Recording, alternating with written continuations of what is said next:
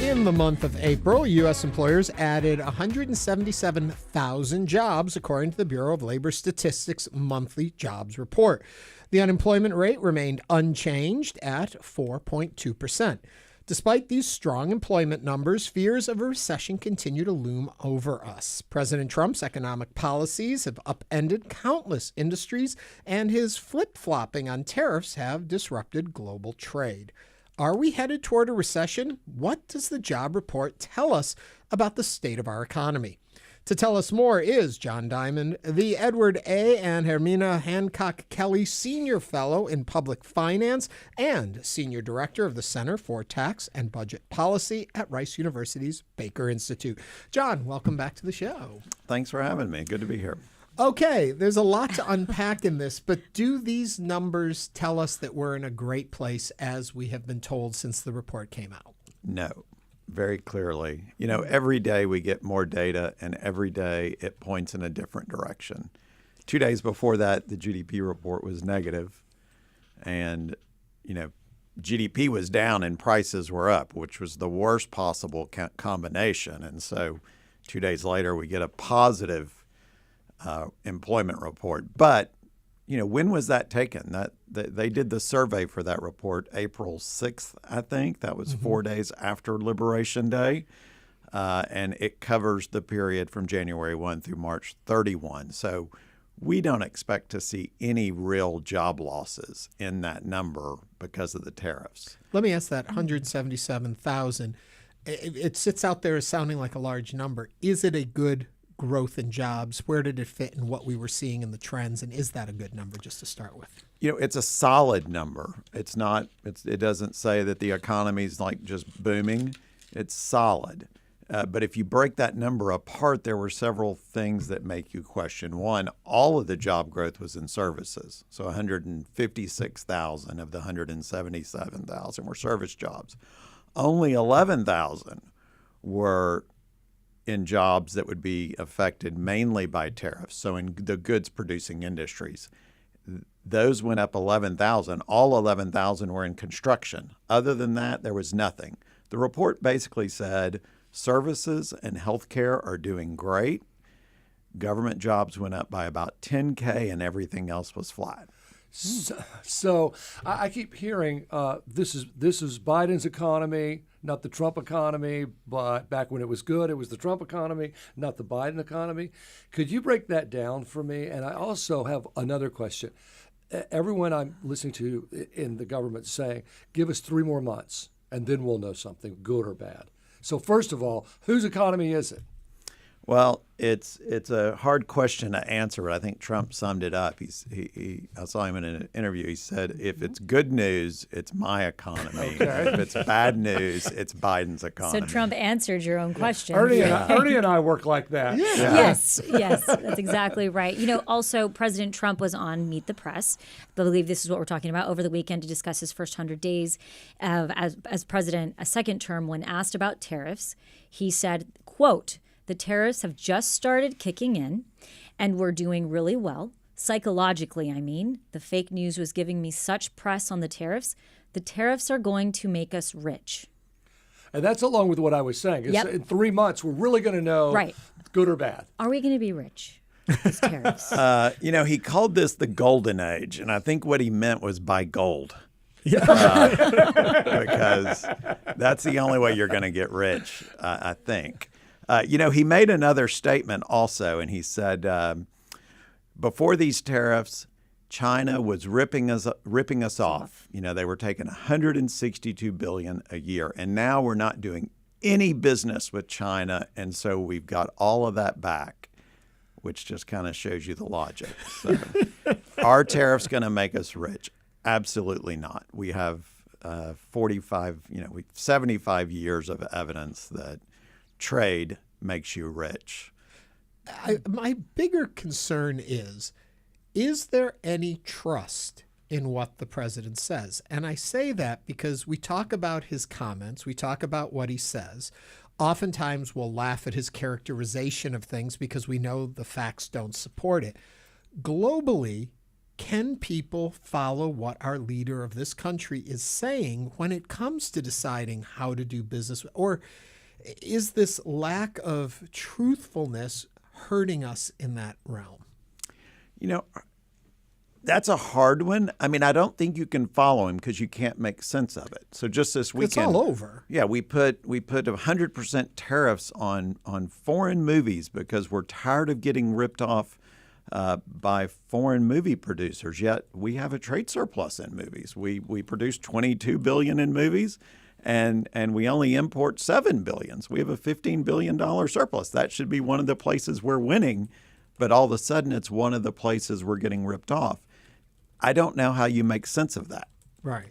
I have a friend who said, if you really want to make a difference, put tariffs on jobs that are coming into this country, jobs, the work. In other words, if all of these things, whatever they are being made by India, then tariff those things that are coming so that they will then be made in America. Not necessarily building factories and hiring people, but the stuff that is being made there by people, our jobs are still leaving to go offshore.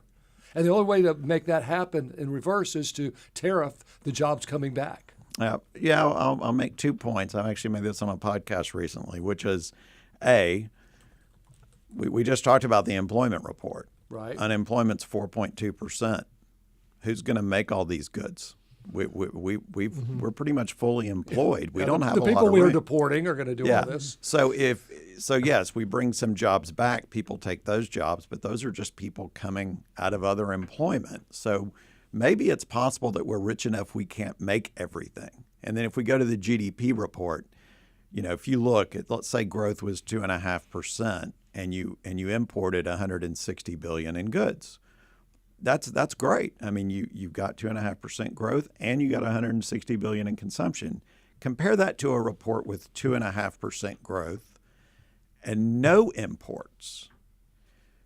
Same growth, but in one case you get an extra $160 billion in consumption, and the other you don't. Which way are you better off? I would say you're always better off with more consumption. Well, speaking of which, John, Ernie and I interviewed you leading up to the presidential election during one of our special election shows, and we asked about tariffs because President Trump talked about tariffs during his campaign.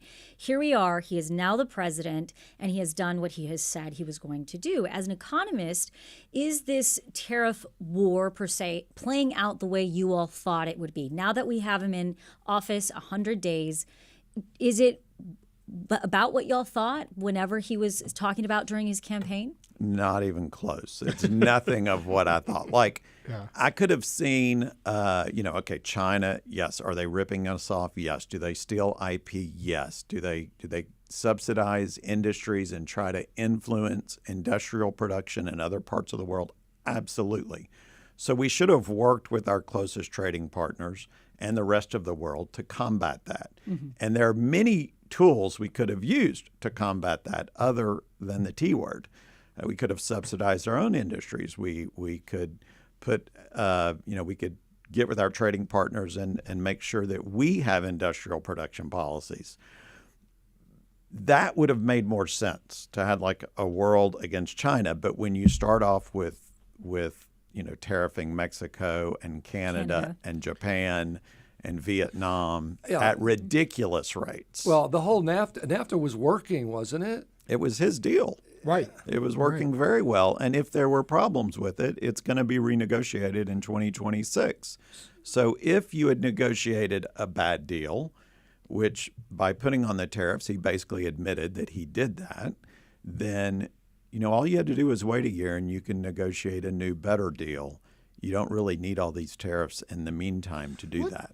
So you talk in big numbers, like billions of dollars and lots of people. I've seen these reports of like the guy that makes dog collars or sells them made in China. They've gone from $25 to $100. He's like, I can't afford this. I'm going to go out of business. Bring it down for me to the small business owner and the consumer that goes out there, and what's going to change for me? So you're right. Small businesses are going to get hurt the worst. And I think one of the main problems with tariffs is they're not economic policy. They're political policy. And so who's going to get exemptions from the tariffs. The big guys, Apple, they got one right off the bat. But if you own a small firm that you spent your life savings to create a firm that has, $1 million in revenue per year, and you're importing something from China, you're toast. I mean, you're done. And so the small people are going to get hurt. The big businesses will win. As far as consumers, low-income consumers are going to get hit harder than any other consumer. Well, and aren't small businesses the backbone of the country? They are responsible for the lion's share of the employment of the country. So that's where especially this recession is employment going to growth. happen. It's Yes. going to happen in small businesses. Yeah. And my projection is if we got off of all the tariffs now, we could probably still avoid a recession. If we continue on this road of maximum uncertainty, a recession will kick in, sometime later this year, quarter 3, quarter 4. We are talking with John Diamond from Rice University's Baker Institute about the economy, the jobs numbers, the tariffs, all that fun stuff. We'd like to know what you want to ask him. Give us a call, 713-440-8870. In a most basic, simple way, as I understand the idea behind the tariffs as the president has unfolded them is, we've been buying all of these products from other countries. If you put a tariff on, the price will go up on those items. So we won't buy theirs anymore. Instead, we'll buy the cheaper U.S. made, and that's how it helps our economy. My concern is we can't make cheaper than they make. We have been spoiled by these inexpensive items that will never be reflected in U.S. manufacturing. So am I right in what they are presenting as the plan? Is that what was sold to the American people, and that the reality behind it doesn't work? The economics doesn't work. If you just take cars, you can produce a laborer in Mexico makes $6 to $10 an hour. A production worker in the U.S. makes $70 per hour. How are you going to produce a cheaper car in America? Where's my flat screen TV for $300? It's not going to happen. Not. I mean, almost everything at Costco is going to double, if not triple. Except for all the things that get exemptions for the big companies. Yeah. So, and we see the exemptions piling up daily. The other point that is often made is he's the disruptor in chief. And by throwing these out there, he got everybody talking, everybody's scared, and they're all coming to the U.S. to make deals. Where does the reality lie in that? And maybe you don't like the way the sausage is being made, but at the end, if the sausage tastes good, it was worth it. So, there's some truth to that. By being completely kind of just Erratic. unpredictable, people will say, well, we can't predict him, so we're just going to make a deal. And this isn't, we feel like we just have to make a deal. And so maybe he's going to get that. My counter argument to that would be, we started in a world in which the best deal we could make wasn't much better than the deal we were getting. I mean, tariffs were pretty low, except for, so again, China, there were some problems there. But as far as Vietnam, maybe, there were some the EU had some tariffs on cars. We could have worked on that. But for the most part, from Canada and Mexico, tariffs were really low because we had a trade agreement. Well, and the dollar, I remember when the euro not so long ago was almost 1-to-1. And now the euro is more like 87, 88. Yeah. Well, I mean, there's a lot of uncertainty. So, yes, does uncertainty help make a trade deal? Yes. Does uncertainty hurt on another side of the equation? Yes, because now people are like, we used to completely trust the dollar and U.S. Treasury bonds as the safest place to store cash. But maybe that's not the best place. Maybe we're going to reallocate across a basket of currencies. We're speaking with economist John Diamond from the Baker Institute, and we welcome you to join the conversation at 713-440-8870. We have a call from Joe from Memorial. Hi, Joe. Welcome to Hello Houston. Hi, good morning. How are you? Doing well. What is your comment or question for John? My question is, as an economist, the CHIPS Act, which potentially is bringing semiconductor manufacturing back to the U.S., is that a good thing? And if that is a good thing, what about other possibilities? For example, I know that in the auto manufacturing, most of the engines come in from other countries. Certainly the Germans all provide the engines.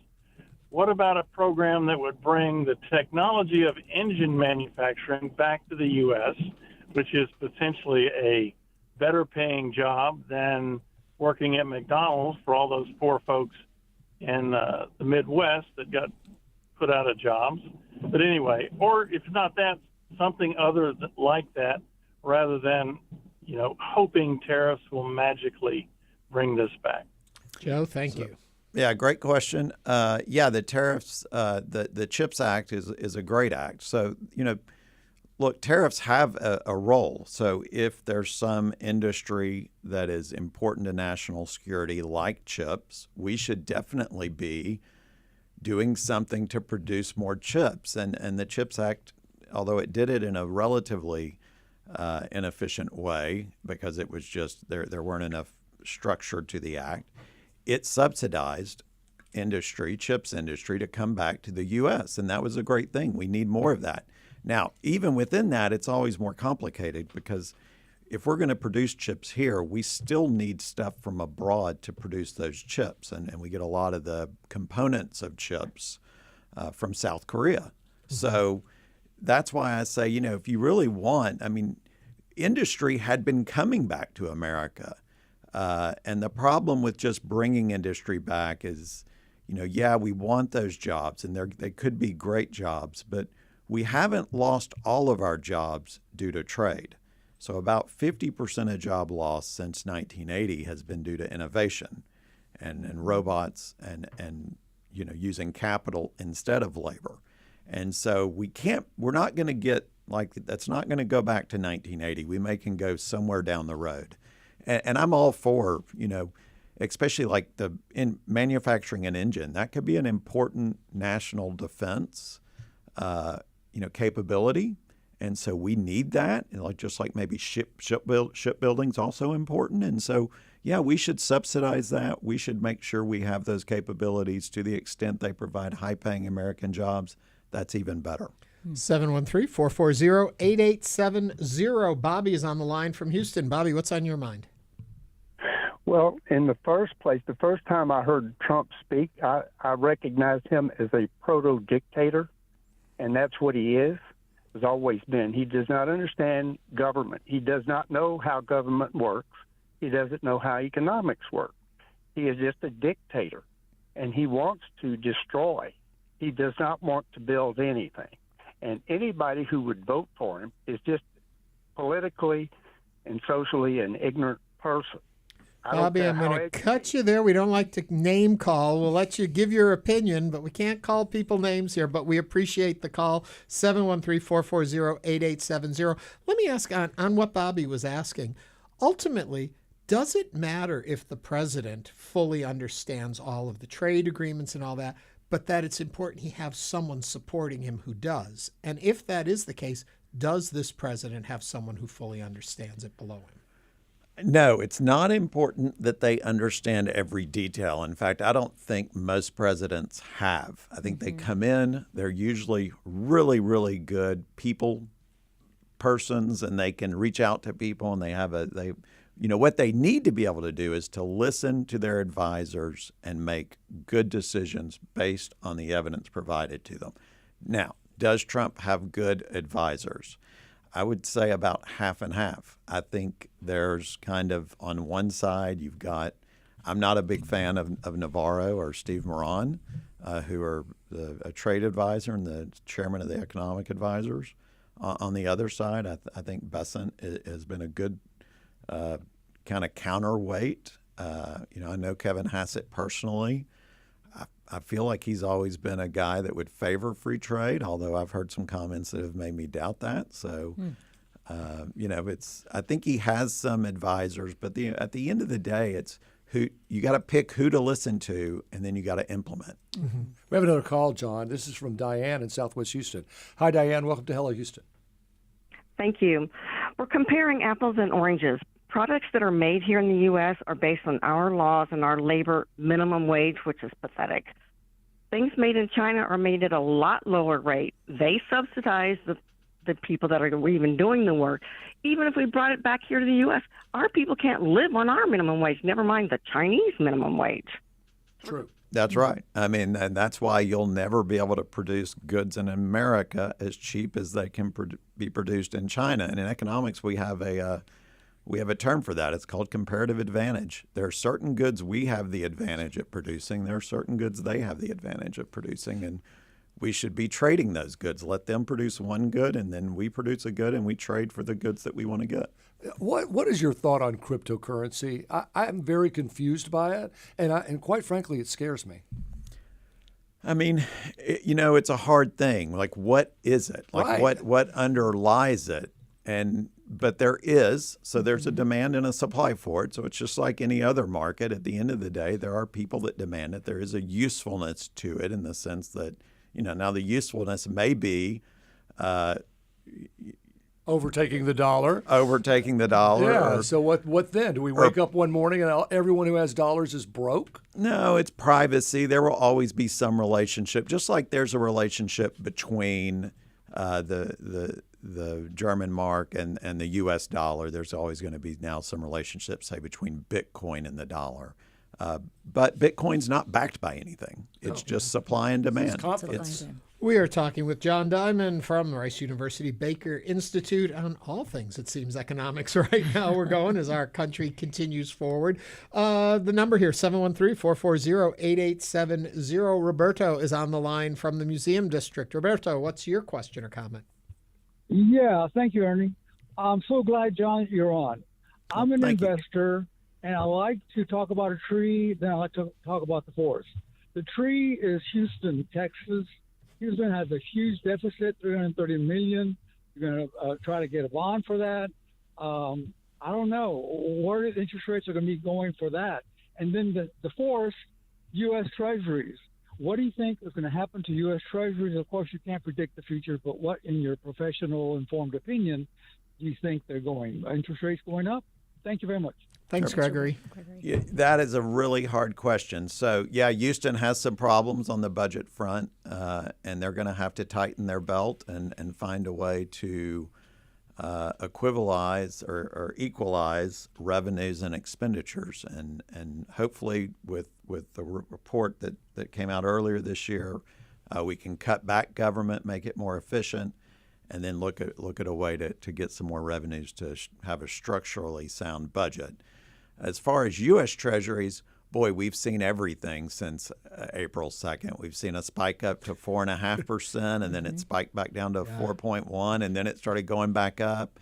I think there's a lot of questions about do you want to place your trust in U.S. assets? And I do think that's going to hurt us. I think if we could get back to stable policy, our best path forward is to continue to have the reserve currency.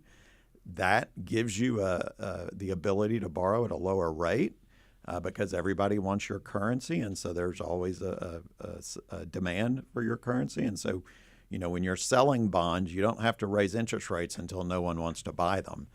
And it looks like we're going to want to be selling a whole lot of bonds for the next few years. So we need a lot of people to want to buy them. I thanked Roberto by calling him Gregory, and that was probably a hint to Gregory. He was up next or scared him a little. Gregory, you are now on the line from Sugarland. Yeah, I'm still here. Hey, I heard an NPR story, I guess it was last week or something, about Customs not having a software program upgrade to collect all this money from these tariffs and things.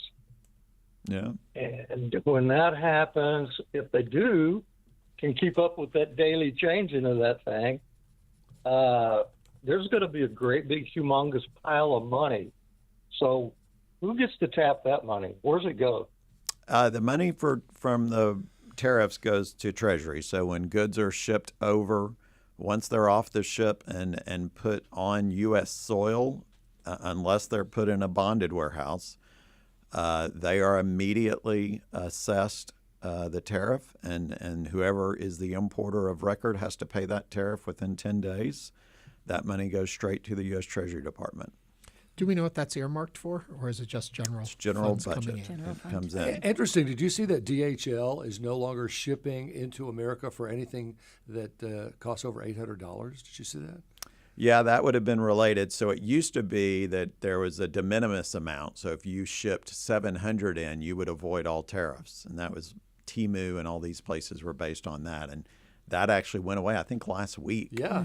And so, yeah, that's all going to stop. That's going to hit prices for goods that are, low value goods. Yeah, and there are a lot of those. There's a lot of those you buy every day. You just don't realize it. And everything out of Mexico, if it's going to get to America, comes through DHL. Yeah, and if you look at the shipping data, it's fallen off a cliff. I mean, shipments from overseas have fallen by 30, 40, 50%.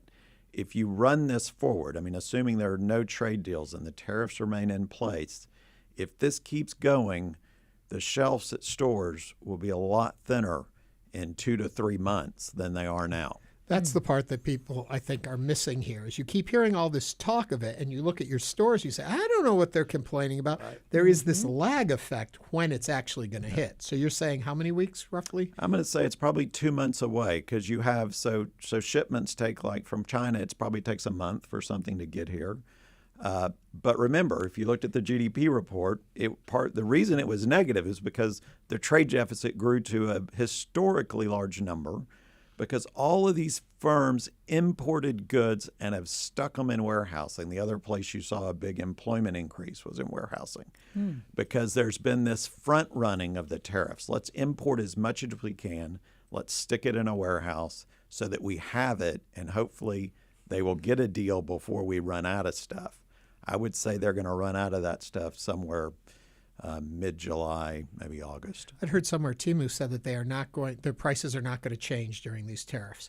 How can a company make a statement like that? What would be the economic source to maintain the lower prices? So you can, the importer could, if Temu was making profits and the source on the other side was making profits, they could eat it for a while. And I think that could easily happen for a month or two. Again, the longer the tariffs are in place, I wouldn't expect Temu to keep that up for 6 months, but they could definitely do it for 2 or 3. But they know this, right? I mean, you know it, and we know. I mean, somebody in the federal government has got to say to Trump or whomever, hey, look, we're playing with fire here, and we've got to make a decision, and we've got to make it soon because of what you just said. Yeah. Yeah. I think they are. I think the Secretary of the Treasury, Bessent, is constantly saying that. I mean, when I listen to him and hear his words, I hear someone that's worried about 2 months from now, and he's trying to speak some calmness into the markets by saying trade deals are coming. We're having lots of positive talks. Unfortunately, he can't give us any specifics because we don't have them yet. 713-440-8870. We're going to shift a little bit. Elvin is calling in from the 3rd Ward with a question for you. Elvin, what's on your mind? I wanted to make the point about cryptocurrency. This is never actually brought up on the subject. Cryptocurrency is more than just simply a speculative item.